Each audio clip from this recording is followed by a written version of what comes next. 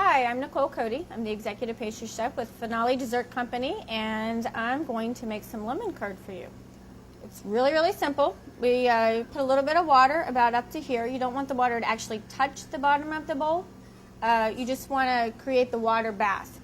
And then you're going to bring it up, get it really, really hot, and then just keep it over like a medium flame. Start with your sugar. And then I add my eggs to this.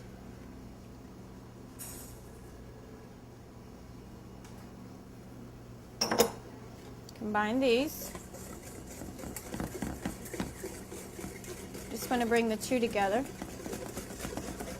Otherwise, if you don't mix them, your sugar ends up setting on the bottom and you'll get like a pocket of caramel at the bottom. Be wondering, why is it so brown? It looks so odd.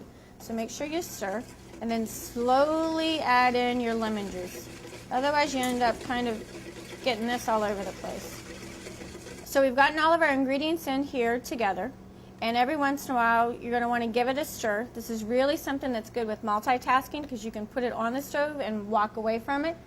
Put your candy thermometer in. When it gets to 180 degrees, it's actually done. That's when it's time to take it off. That could take an hour, it could take 2. The amount that we make at work, it takes 8 hours. So it depends on your stove top, and if you've got an electric burner, gas burner, what you think a medium flame is versus maybe what I think it is or what your son or daughter thinks it is. So all of those variables will change how long it's going to actually take on your stove.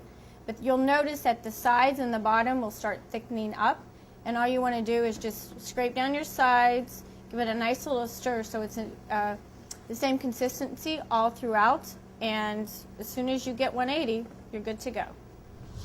So we've reached 180 degrees. You can see it's nice and thick. It's actually changed color. It's a little darker. Our sugar's gotten a little bit of that caramel color going on with it. So I don't know if you can see the consistency. Once it gets to this, you can remove it from the heat itself. So I'm going to take it off and set it down here.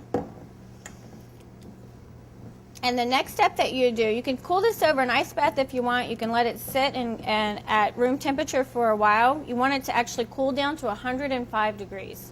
The next easy step is to take your softened butter, or I'm sorry, it's actually cold butter, not soft. So you'll take your butter and you're going to just blend it in. And all you're looking for is the butter just starts melting really, really slowly. So this is basically an emulsion. It's the same thing as if you're making a hollandaise or a vinaigrette, anything like that. If you're, even if you're making a, I don't know, ganache, chocolate and cream, everything's basically an emulsion. You want to add, the butter adds volume. It also adds a lot of richness to it. It'll get lighter in color from the butter, but also from the air that we're incorporating into it at this stage. Usually if you add air to anything, it's going to get a little bit lighter in color. It's going to stretch out the molecules a little bit. Once it cools, it'll get just a little bit thicker in consistency. Really, really, not really dense, almost like a soft mayonnaise. It's really, really good with raspberries, with blueberries. Put it in a little bowl, sprinkle granola on it. Really, really good with pound cake, sour cream pound cake, blueberry loaf. I don't know, get creative, use your imagination. But if all else, enjoy it.